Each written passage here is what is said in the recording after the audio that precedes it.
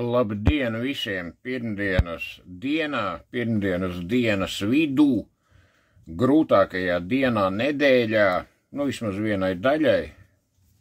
Man, principā, viss ir normāli, jo man pa brīvdienām šitā nav, un tāpēc viss kārtībā. Bet, nu, ir vienai daļai šodien pagrūt, tas jau 100%. Bet jēga jau nav tajā, lai izskaidrot, kam te ir pagrūt, kam nav. Un vispār es šodien neko netaisījos, ne runāt, ne ierakstīt, ne vispār neko. Nu, man tas arī viss īstenībā, nu, teiksim tā, nu, nevienmēr man tas vispār interesē un ir vajadzīgs, atklāt sakot, ja.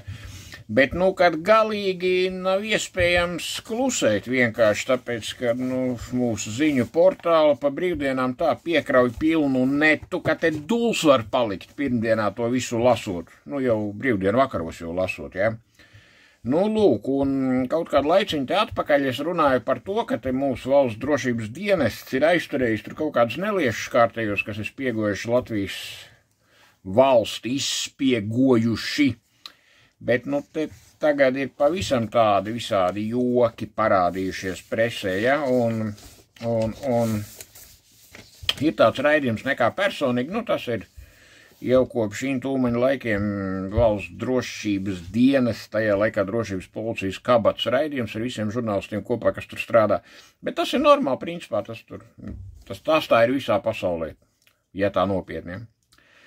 Bet ko es tagad te lasu, ja Rīgas apgabala tiesa paturējusi apcietinājumā Latvijas pilsoņus, kurus valsts drošības dienests tur aizdomās par sadarbību ar Krievijas FSB, Federālais служба безопасности, Federālais drošības dienests, te jau konkrēti norādīts.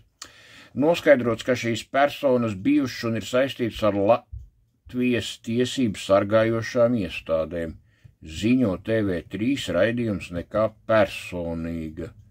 Notikušais met ēnu arī uz valsts ieņēmumu dienesta darbu, jo kratīšanas veiktas arī vienas augstas amatpersonas, iet runa par valsts ieņēmumu dienestu, dzīves vietā. Nu, lūk tā. 3 personas apcietināts, vienai piemērots ar brīvības atņemšanu nesaistīts drošības līdzeklis. Tas nozīmē, ka kopumā ir sašņurēti 4 purni. Rīgas apgabala tiesa pirms dažām dienām noraidīja apelācijas sūdzības, kas nozīmē, ka viņi paliks apcietinājumā, nu, Kičā sēdēs, ja Matīs ielā. Nekā personīgi šīs personas ir zināmas, tām ir bijusi un joprojām ir saistība ar Latvijas tiesību sargājošām iestādēm un to darbiniekiem. Es kaut ko nesaprotu. Viņi tagad sēž Kičā Matīs ielā, un viņiem ir saistība ar tiesību sargājošām institūcijām un darbiniekiem. Nu, kaut kas tāds galīgi neiet kopā. Par palīdzības sniegšanu naidīgas valsts pēcdienestam aizdomās tur kādreizējo valsts policijas darbinieku Raiti Dalgovu, uzņēmēju Igoru Bobiru un juristu Aleksandru Rjapkinu. Par viņiem publiski zināms maz. Nu, ja atklāt teikt, tad konkrēti Enāram Graudiņam, veselam aizsargu pulkodim, par šitādiem purniem vispār nekas nebija zināms, kamēr viņi neparādījās preses slejās. Igoram Bobiram 2005. Gadā naturalizācijas kārtībā piešķirta Latvijas pilsonība, ilgus gadus vadījis apdrošināšanas kompānijas BTA apdrošības dienestu. Raitis Dalgovs līdz 2005. Gadam bija krimināla policijas inspektors Rīgas reģiona valsts policijā, vēlāk pieņemts darbā Bobira vadītajā drošības dienestā Baltijas transporta apdrošināšana, tā viņa, man liekas, ka tūkojas tas BTA. Pēdējos gados strādā pa privātu detektīvu, nu, karoči Šerloks Holms kopā ar Vatsoniem. Valsts policijas mājaslapā uzrādīts, ka certifikāts saņēmis 2000. Gadā. 3. apcietinātais ir jurists Aleksandrs Rjapkins, pieļauju iespēju, ka es pirmoreiz pateicu nepareizi viņu uzvārdu. Aleksandrs Rjabīkins. Viņš darbojies kā tiesnesis saimnieciskajā šķīrējtiesā. Kas ir Latvijā šķīrējtiesa? Es domāju, par to man vispār nekas jums jāskaidro nav. Rjabīkinam pieder uzņēmumi, kuri reģistrēti Igoram Bobiram piederošajā īpašumā Rīgā Klijāna ielā, un tā tālāk. Abi darbojas arī nodibinājumā Certifikācijas akadēmija. Interesanti, ko viņi tur akadēmiski certificē šitie čaļi, kas gan ir likvidācijas procesā. Un saistībā ar Bobiru joprojām ir arī Raitim Daglovam vai te kaut kur tiek rakstīts, te tiek rakstīts Doglovam, augšā Dalgovam. Vēlns zina, kā viņš sauc to, nelieti, bet kaut kas tāds tur ir, tas uzvārds. Tātad viņa firma Meža Biotops uzpērk īpašums, tas atkal viss tur Klijāna ielā noreģistrēts, tur viss sareģistrēts, Klijāna ielā viss riktīgie čaļi. Šajā uzņēmumā līdzīpašnieks ir arī Andrejs Podres, bijušais tiesību sargājušo un drošības iestāžu darbinieks. Tiesību sargājušo, tas vēl būtu tā, drošības iestādes, tas jau baigi atkal liekas, kad varētu būt drošības policija. Podres, valsts drošības dienesta krimināla izmeklēšana attiecībā pret šitiem purniem ir Dalgova aizstāvis. Valsts drošības dienests skatīšanās ir uzgājis ierīces, kas domāts prettiesiskām operatīvām darbībām. Tas visdrīzāk viss, kas ir saistīts ar noklausīšanos, mobilo telefonu lokācijām, un tā tālāk, un viss pārējais. Un tad tur viņš ir ticies, ar ko tik viņš tur nav ticies, un tajā skaitā Bobirs, kā uzskata viņa advokāts Jānis Dambīts, saistībā ar darbu apdrošināšanas biznesā ir ticies ar knapu galveno operatīvu darbinieku, vēlāku Saeimas deputātu Juri Jurašu. Juris Jurašs bija ne tikai vienkārši galvenais operatīvais darbinieks, viņš bija knapu operatīvu izstrāžu pārvaldes priekšnieks. Ja es tā nekļūdos. Te tak vispār ir humors galā. Vien tā tikšanās fiksēta krimināla procesa materiālos saistībā ar miljona kukuļa piedāvājumu Jurašam. Tā starp citu. Krogā brālis 2015. gadā, kā atceramies šos gadus, rudenī tikušies nevien kursa biedri Dambīts un Jurašs, bet sarunā klāt ir arī Bobirs.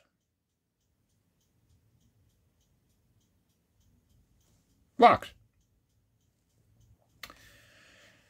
Un tas atkal savukārt tas Dalgovs, tam atkal ir bijusi sieva, ar ko viņš ir šķīries, bet dzīvo kopā, skaidrs fiktīvas šķiršanās visas un tā tālāk, un viss tur viens vāks. Tā sieva tā atkal strādā valsts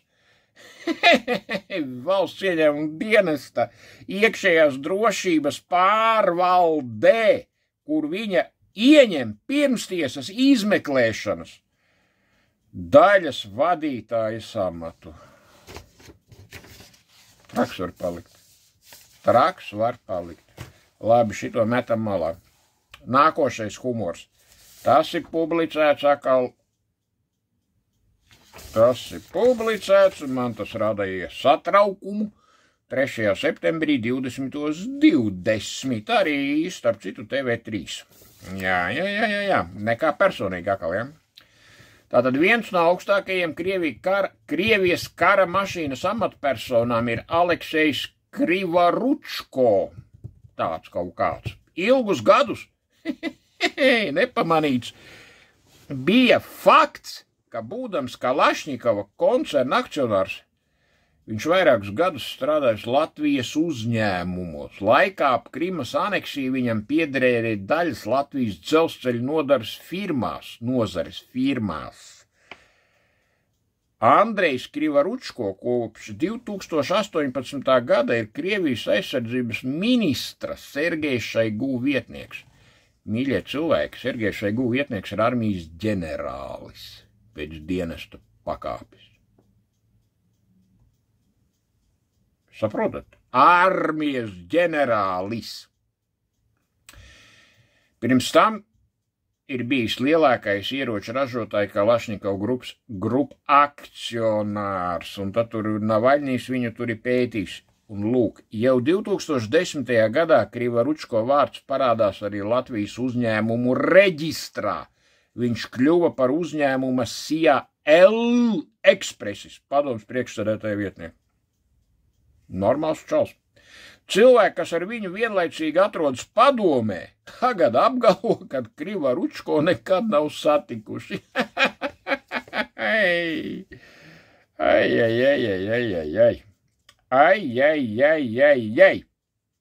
Uzņēmuma īpašnieki L Expressīs lēpās garām firmu ķēdēm. Viena tāda ķēde noslēdzās Igaunijas uzņēmumā Stardust Management. Igauņu uzņēmuma reģistra dati liecina, ka kompānija uz pusēm piederēja Aleksejam un Jekaterinai. Tā ir visdrīzāk viņa sieva, meita vai kaut kas tāds vai māsa. Krivoručko. 14. gadā uzņēmuma īpašnieku struktūra mainījās, bet Krivoručko darbu turpināja. Nu, kāpēc gan, lai neturpinātu? Vienkārši kaut kāds ārprāts.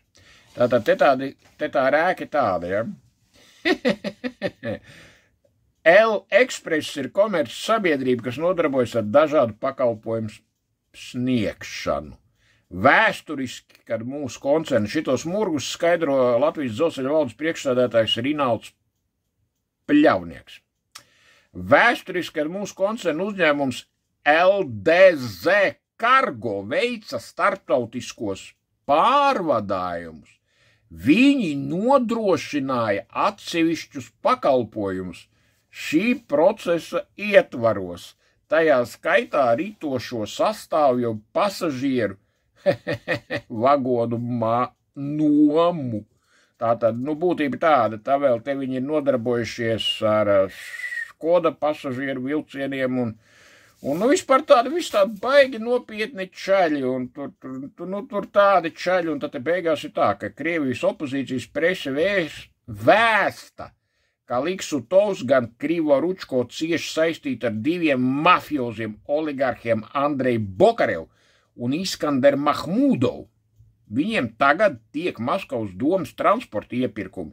Abi paralēli kļuvuši par militāro rūpnīcu īpašniekiem. Abi minētie tiesību sargi izmeklēšanās Vācijā un Spānijā saistībā ar Krievu organizētās noziedzības naudas atmazgāšanu. Mīļie cilvēki, kāpēc es vispār šito visu stāstu? Tāpēc, ka tas ir jāstāst. Tas ir jāstāst, lai nekad vairāk tas neatkārtotos. Jo viss šīs lietas, kas faktiski ir milzīga apjoma starptautiska organizēta noziedzība mafija, apvienojumā ar pilnīgi nekontrolētu Krievijas spēcdienestu darbību Latvijā, kura vispār ir NATO dalību valsts un Eiropas Savienības dalību valsts.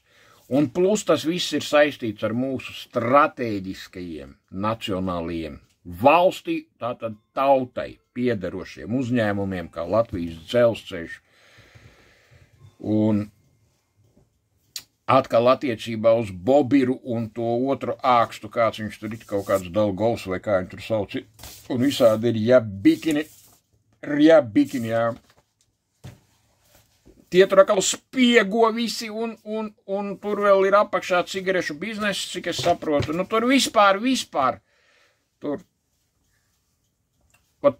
Tie ir tie Mercedesi, tie ir tie Maserati, tie ir tie Bentley, kurus jūs redzat Rīgas ielās, kurus viņi ir sapirkuši visām savām maukām un tā tālāk, un tādi paši brauc un dzīvo dabīgi, kad ne jau viņi vieni starp dzīvokļos, kā es kādreiz jau to teicu, un tas viss notiek bez jebkādām problēmām 2000. gados, tur no 2010. kad, piemēram, šis, Krivoručko vārds parādījās arī Latvijas uzņēmuma reģistrā jau 2010. gadā, ja?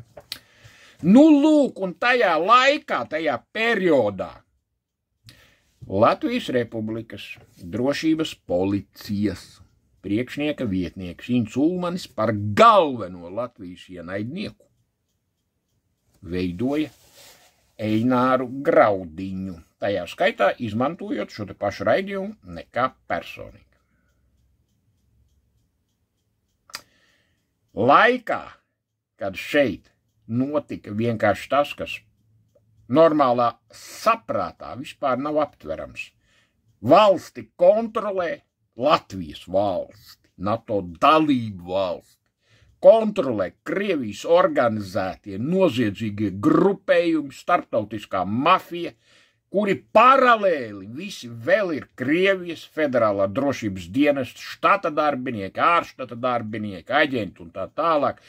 Te viņiem palīdz bijušie čekisti, palīdz bijušie tās pašas drošības policijas darbinieki. Un, ja man šodien kāds grib ieskaidrot, ka drošības policijas priekšnieka vietnieks Ints Ulmanis, kurš konkrēti bija atbildīgs, lai tas viss tā nenotiktu, neko par to nezināja, tad tie ir pat ne slima suņa murgi, kā teikt Andris Šķēle. Tā ir demence, apvienojumā ar alkoholisku šizofrēniju. Bet gala rezultātā Ints Ulmanis dabūna viestura ordeni par velns viņa zin ko un aiziet pelnītā atpūtā. Bet ja tā galīgi nopietni, par to jau es esmu runājis, un tas ir mans viedoklis un man viņi ir tiesības izteikt, ja nemaldos Latvijas satversmes 100. pantu kārtībā, kad es uzskatu, ka Ints Ulmanis, būdams Latvijas Republikas drošības policijas priekšnieka vietnieks, organizēja grupu kopā ar vēl vienu Krievijas federācijas aģentu un ietekmes darbinieku spiegu, manuprāt. Man tam nav juridiski pierādījumi, pagaidām nav, kuru sauc par Rinaldu Silakalnu, un tā bija vesela rezidentūra Latvijas spēcdienestos, tikai ar vienu uzdevumu – piesekt citu rezidentūru un daudz nopietnāk darbību, imitējot kriminālu procesu, vēl precīzāk viņus uzsākot, pret cilvēkiem, kuriem nebija pilnīgi nekāda iemesla to darīt, pret personām, kā Einārs Graudiņš, kuri nebija veikuši darbības, kurām varētu būt noziedzīga nodarījuma pazīmes. Es uzskatu, ka Ints Ulmanis vadīja tieši šādu rezidentūru, pieseguma rezidentūru, kurā viņam aktīvi palīdzēja Rinalds Silakalns. Jo tas, kad Inta Ulmaņa līmenī šis viss 2011., 12., 13., 14., 15., 16. gadā, 17. nebija zināms. To viņš var stāstīt Rinaldam, nevienam citam. Tāpēc situācija kolosāli sūdīga.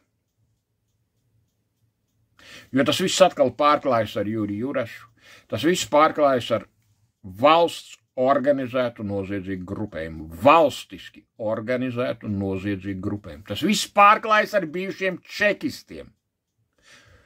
Tas viss pārklājas ar atkal krimināla policijas darbiniekiem, pārklājas ar valsts ieņēmuma dienesta darbiniekiem, un nevis kaut kādiem, bet ļoti nopietniem, un ar milzīgām pielaides iespējām pie klasificētas informācijas, pie personālo datu informācijas.